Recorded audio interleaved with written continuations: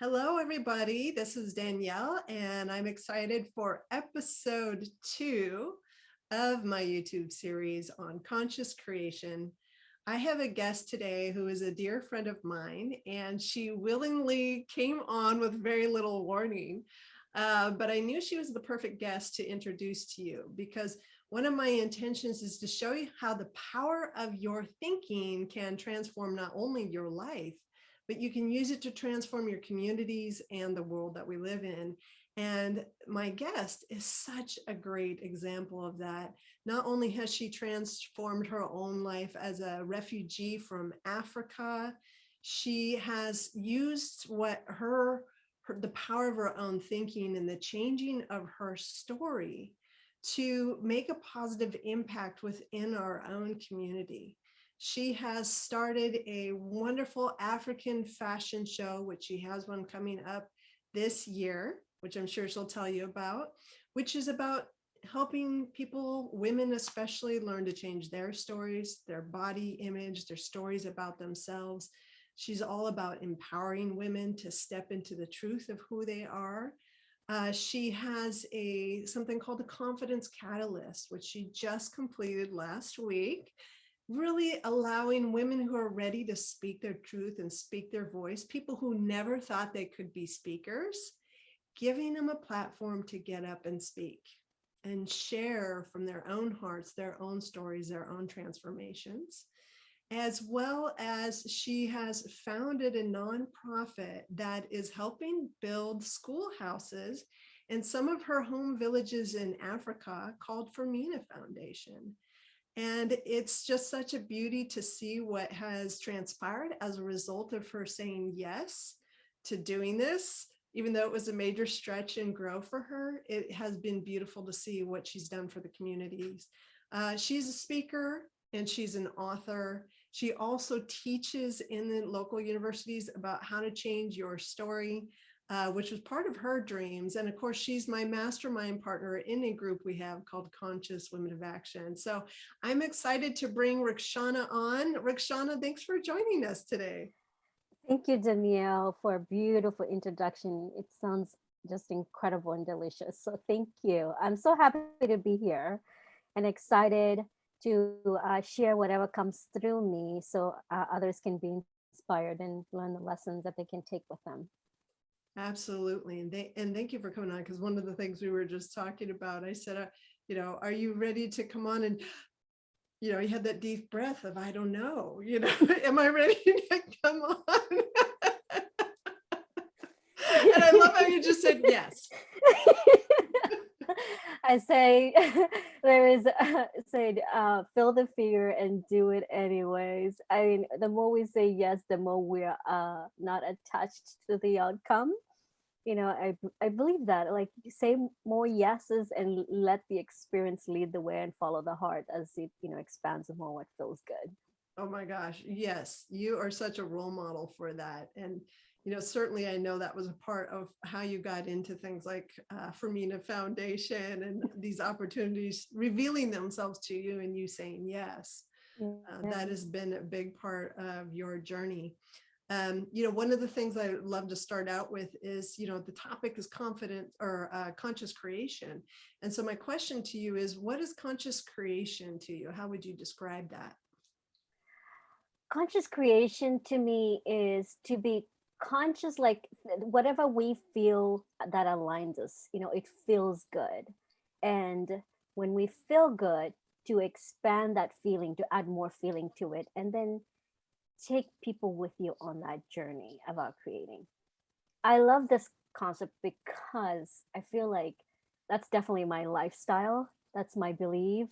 I will go into something without knowing how much work it is. And then in the middle of it, realizing, God, I didn't realize it was so much work, but it's so good. I didn't realize it doesn't make a lot of money, but it feels so good. But then it does this multiple, like, domino effect that all the people who are part of it, who are on this journey, have this beautiful feeling that they're part of it. Like you said, the you mentioned the confidence speakers catalyst. That's such a scary topic for the first time speakers to share their message. But what it does, it is brings curious people. It says, if this person can do it, why can't I try it? So, and then they're curious and they come on this journey, and then they invite other people, and then they invite other friends, and then they keep talking about it, and then we keep inspiring each one of us that we're just like each other. We are light, vibrating light, moving together as we're inspiring other people to move along. So that's really what that is. Beautiful. I love that. Yeah, I think Conscious. role modeling for each other, like the more we step into saying yes to the opportunities that present themselves, even though they may scare us, even though they may be a stretch and way outside our comfort zones, the more we step into those opportunities, the more we start to grow and move into the greater version of ourselves. But also what you're talking about is that through that expansion, it's almost like we give permission for other people around us to do the same. They say, oh, she can do it. Well, she can do it, maybe I can do it, right? Absolutely, absolutely. Not only here in United States, I think even because I travel to Africa and different countries, and I know a lot of people who have been United States for a long time, and it makes them think, if she can do something like that, why can't I be part of something small? Like, why can't I just contribute a $20 for a desk, or why can't I just go to the fashion show? It really pulls people in, it brings community together, and it really helps because it also inspires them, and then their family and their neighbors and their friends to kind of all consciously all come together to help to for a common good, because we all want to feel good, we all want to be part of that change and that hope, that difference. And I believe that I can't do it alone. That's why I love to invite people along, because for me, it's when I'm scared the most, I realize that those people around me, they got me. They're not going to let me, just hang in there. They got me. And even though they can't do a lot, their presence, their knowledge, their wisdom, just being part of me, I know that I can't give in. I have to continue leading and continue putting that project, whether it was building the school or later on this year, putting the desks together. And Danielle, that's a great example. I wanted to share that too. So we had built this beautiful school, and amazing things are happening. The school is being used for after school programs and for sewing classes, and you know um, early childhood education. Like this community, this school is being used for so many, but there wasn't chairs. Okay, so we raised funds last year from the fashion show we hosted, and now we're building the desks. What happened is, because we had a contractor and we didn't have enough funding to hire contractors or other people, what we did is we brought community people who live in the area, like parents, volunteers. And of course, we had one person who knew how to build the chairs, who was kind of like a directing, how to do all these things, because these are the chairs, are the benches for the classrooms. So he was leading the way, and then people just kept coming. Can I help? And then the other parent invited their grandkids, come and help.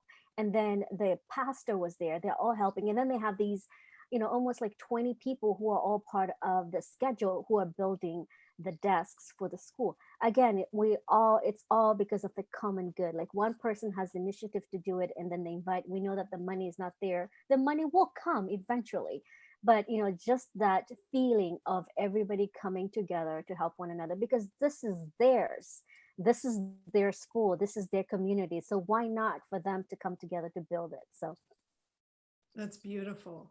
Tell us a little bit about Firmina Foundation and kind of what started you down this journey of creating this nonprofit. So, Firmina Foundation is a nonprofit that was established here in Portland, Oregon. And Firmina is actually my grandmother's name. So, I would go visit her every year, and she would always point out in the school, like, look at those children learning under a mango tree while we're having a cup of tea in 104 degrees weather. That's what my grandmother did. And that's what most African people do, drink hot tea on 104 degrees under a mango tree. But her pointing, saying, you should be the one building a school. Look at those children learning under a mango tree. Danielle, what happens is when you're from that environment, you don't see anything different. Like I grew up there. I would go there every year, have a cup of tea, and hear the students learn under a mango tree. That was norm. And then my grandmother made me think, in America, children don't learn under a mango tree. So that's when she planted a seed, and that is how it led into one thing. So in 2018, I said, I'm going to go ahead and start building the school. And I had to go there and meet the chief and the community people, the leaders, and the politicians who are all involved in this small little tiny village to get permission. And of course, being a woman, I had to have some men with me to guide me. And then once getting permission, they said that they actually want a new school. So me being afraid of doing it alone, so I just put it out there into the universe. I started asking people if they wanted to go with me. And in 2019, we took our first crew, which were 14 women, to go volunteer. They didn't know what they were going to go do. They hadn't, I told them there's going to be no electricity. You're going to have a lot of time. We're going to be visiting community. We're going to be assessing the need of the village. And that's, interviewing parents, interviewing the teachers, the needs. And that's how the Firmina Foundation kind of came about. But the goal for Firmina Foundation is to empower children through education for three different countries that I came from. Mozambique, where I was born. I left when I was 5 due to the war. And then Malawi, I left the country after, from Mozambique, we moved to Malawi. And then in Malawi, we lived in a village for 5 years. And then after 5 years, we moved into Zambia for another 5 years. So I came to United States when I was 15. So my hope and my goal is, of course, to contribute back to those three countries who has shaped me for who I am today, because I speak all three languages from three countries. And now it is time for me to go back and contribute through the education. And I chose education because I feel like, there's a lot of things through education. There is sex education, there is parenting education. Everything falls under education. It's just so much simpler to do education.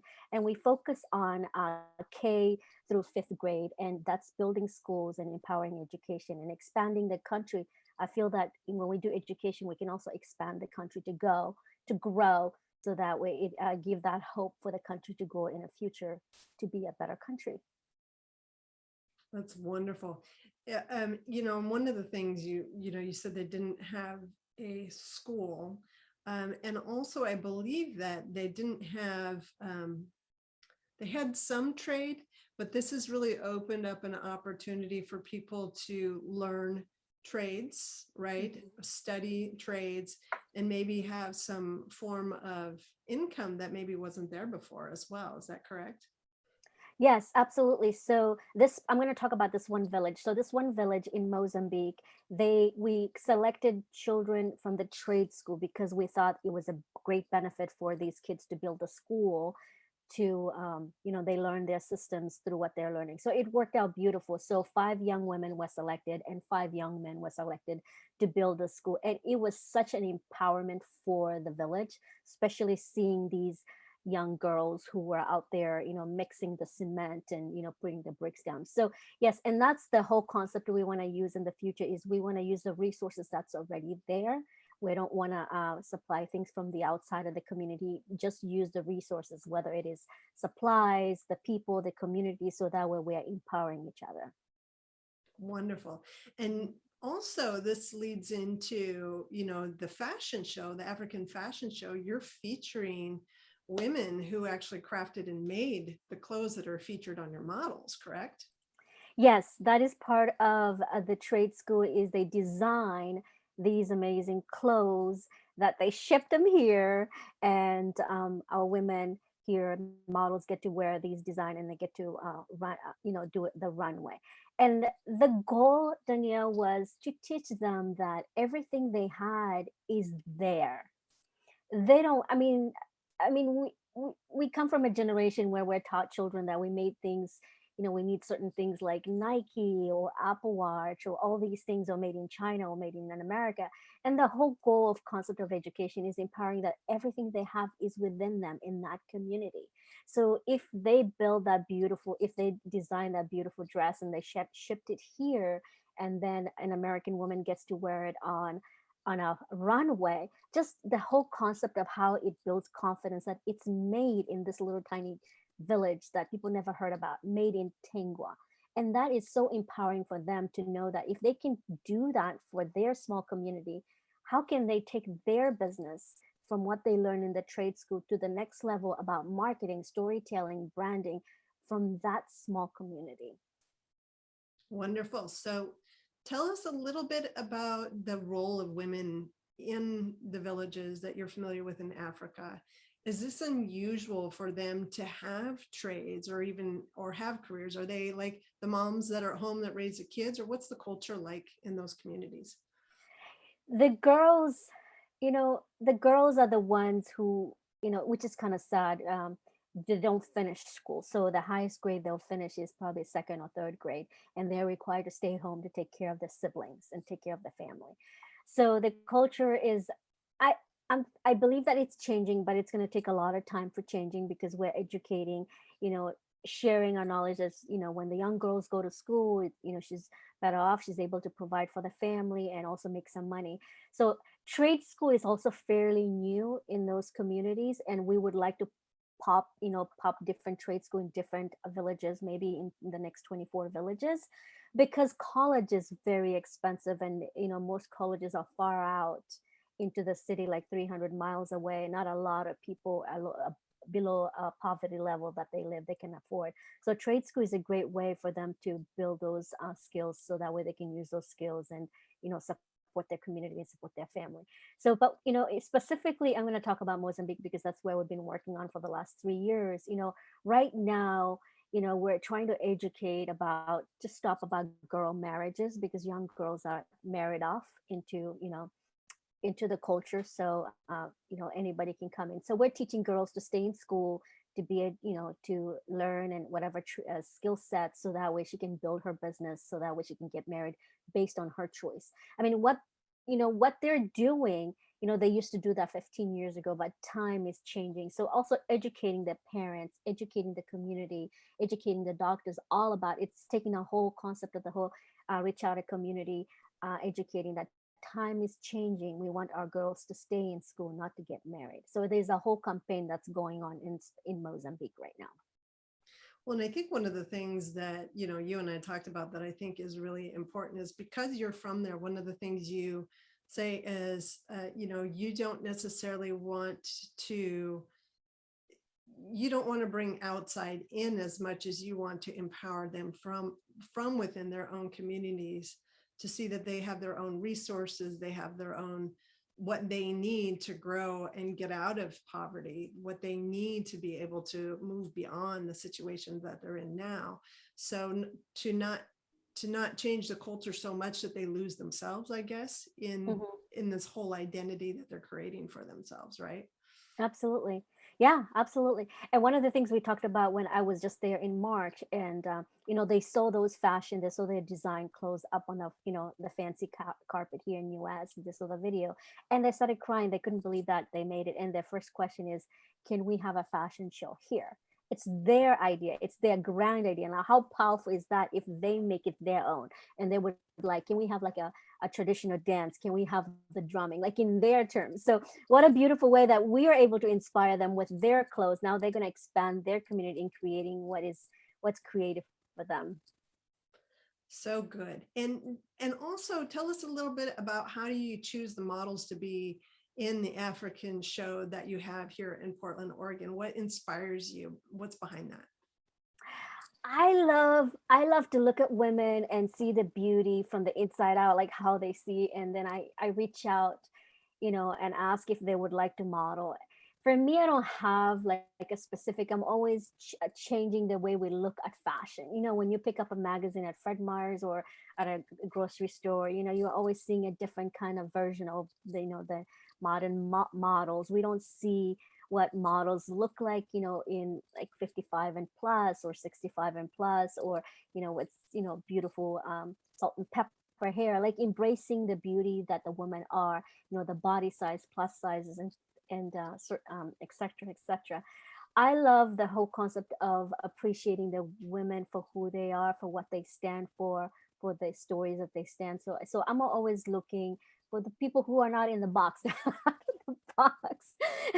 They're out of the box, and who are out there wanting to try new things and want to go beyond trying new things. So we this year we're gonna have about 30 models, and they're all different, and they all have different stories, and they're all different body sizes and different skin tone, and definitely we're changing the way we look at fashion and beauty in terms of what the magazines or what it showcases most of the time.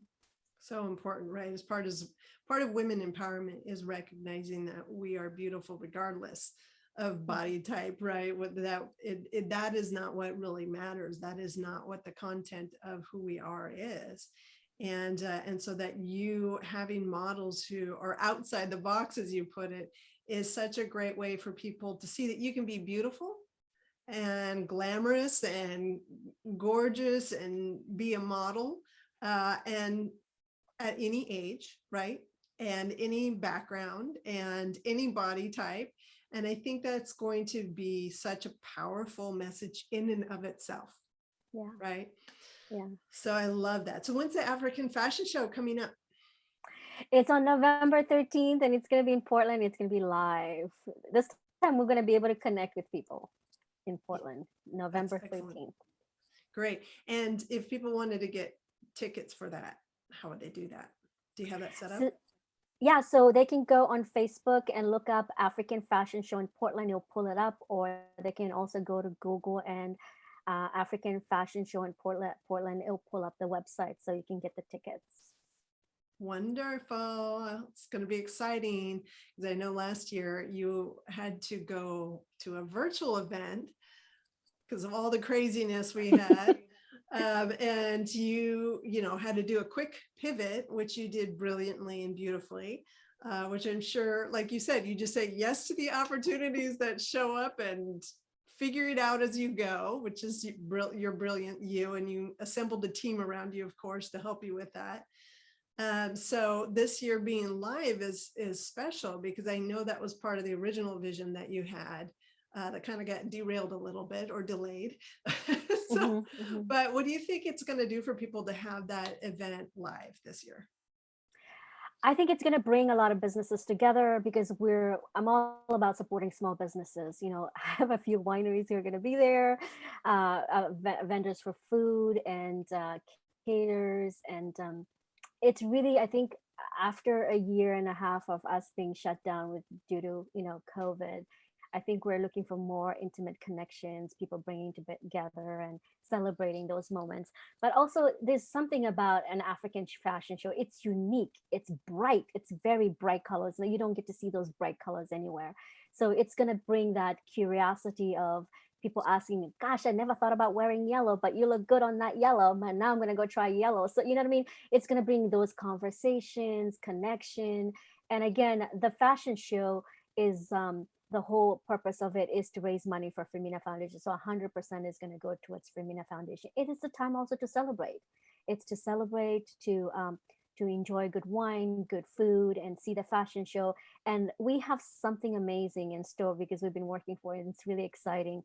And I know that my purpose and mission in life is to bring connection, to bring people together and support those small businesses. Because as you know, Danielle, small businesses, we thrive on each other's networking and support each other and resources. So making sure that we lift them up and also raise them and put them up on the star line.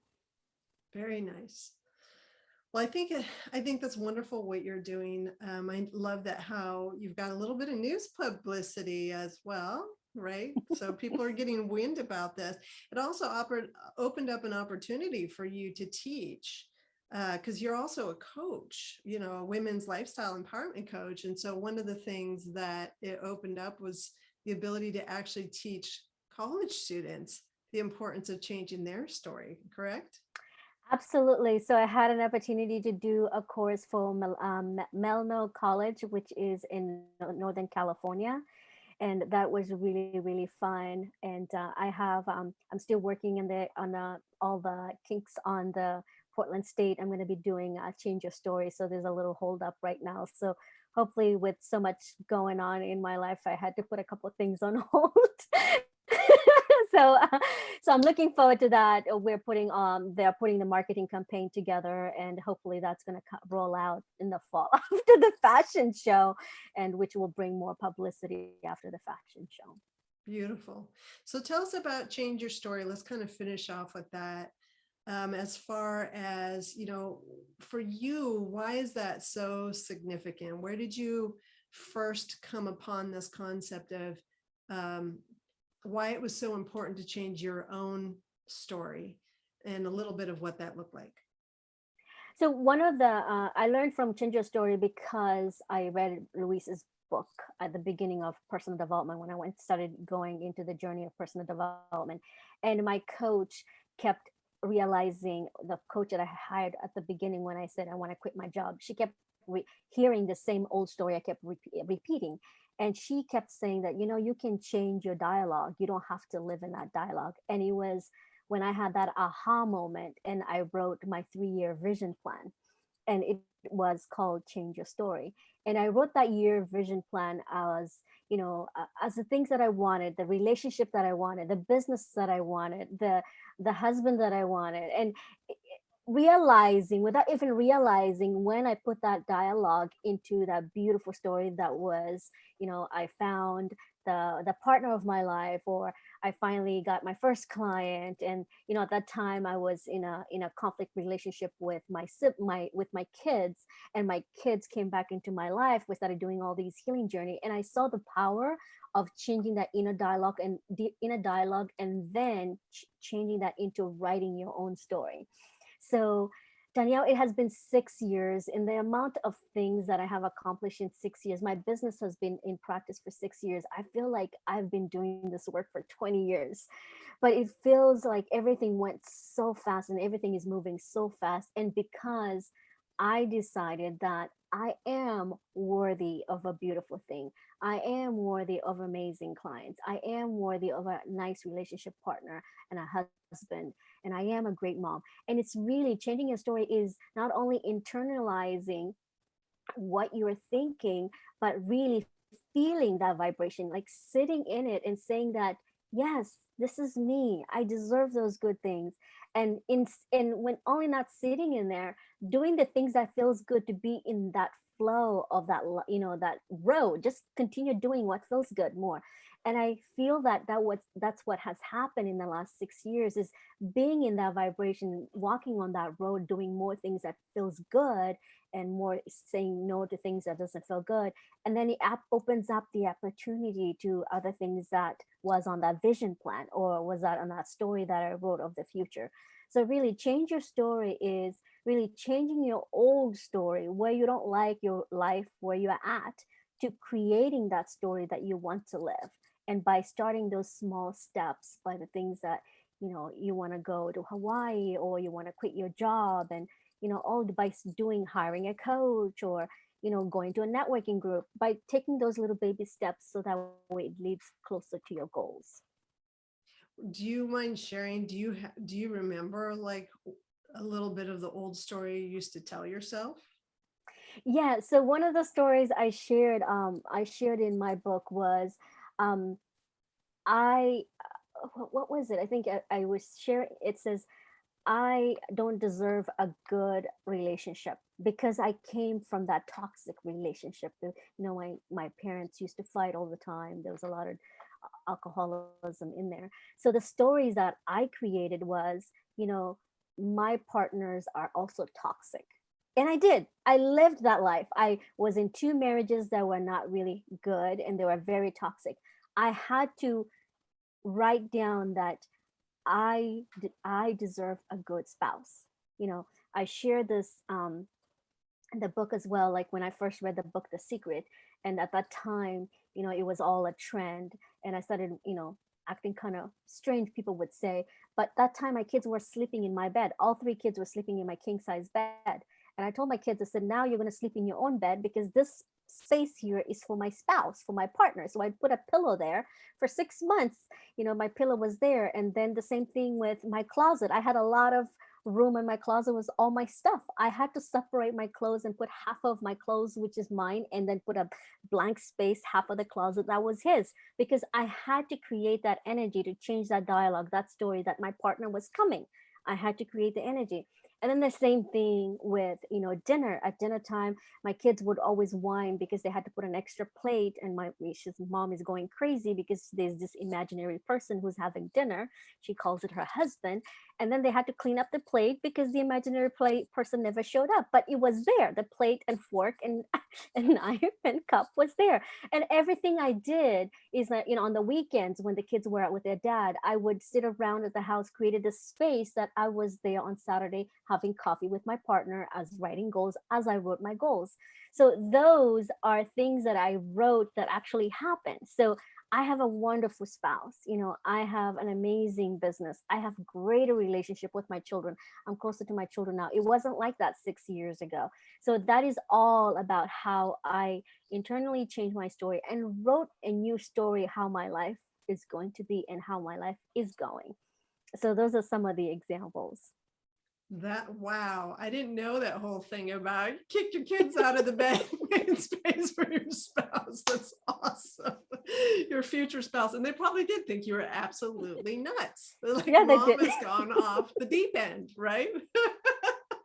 And setting a place for this imaginary husband and clearing Yeah. your closet out. But what a powerful way to declare, Mhm. I'm having this. Yes. I'm having this in my life, and to say I deserve. Mhm. That's a powerful word. I deserve to have somebody who is not toxic, who is loving, who cares for me, who adores me, and to make space, energetic space and physical space for that person to come into your life. And the good news is, for anybody who's thinking about doing this, is it worked. And Mhm. now you have your husband. He's magnificent. I've met him a few times, and it worked. And one of the things also that I loved that you told me in the past is that in your book you had actually written and kind of declared something in there that hadn't happened, but you stated it as if it had.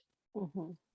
And the power in that is that by stating that it had and declaring it out loud, everybody who's reading that is now filling consciousness with, oh, she has it, right? So Mhm. not only you're feeding your own consciousness with you have it, Yeah. but now all your readers who read this book believe that you have it. And that, I feel like, even solidifies it even more, as it is going to happen. It's not a matter of if it's going to happen or not. It will. It's just a matter of time.